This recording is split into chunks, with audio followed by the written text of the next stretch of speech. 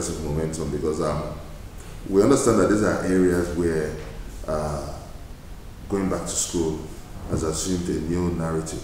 Most of these children became victims of kidnap abductions from the classroom. So what are you doing to give them that confidence, that sense of security? The Nigerian military has had some far-reaching and far-sweeping successes over the past few years in reclaiming territories. That has given quite a number of children enough confidence, and parents, of course, to go back to school.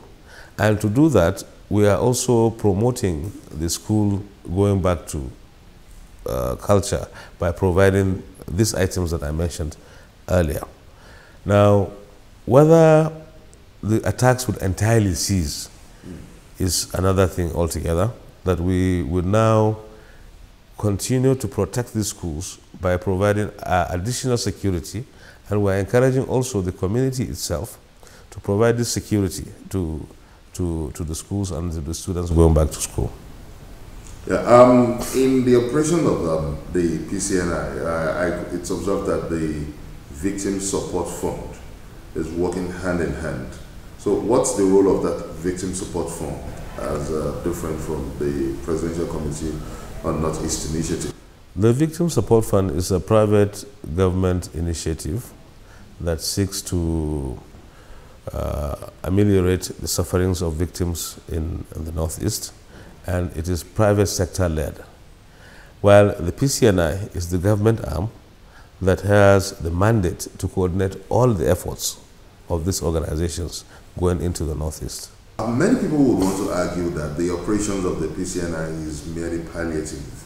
When you look at the situation, security issue has a strong connection with underdevelopment, because that's where they have the hideouts to. If there are roads and all these places are well developed, it's been proven that the level of attacks might reduce.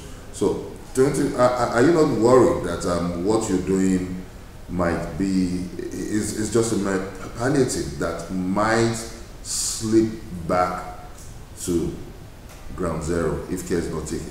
What we're doing is palliative. We also have long-term plans. One of the first things that the PCNI did was to coordinate the development finance institutions. That means the World Bank, the African Development Bank, and the Islamic Development Bank, to be able to channel their resources into infrastructural development.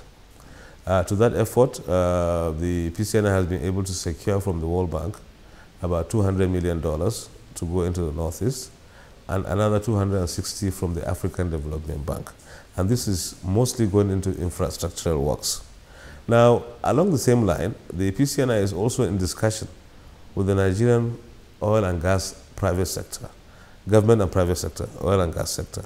They have made commitments of upwards of $250 million to the Northeast, which we would encourage to go into also basic infrastructure. So we are very hopeful that when these things come to fruition, the World Bank loan has just gotten the approval to commence disbursement, and so also the Nigerian oil and gas sector has also started to intervene in the Northeast. But let's move into the inside story of the IDP camps now, and especially the Northeast, because the picture we get is that of hunger, that of extreme deprivation.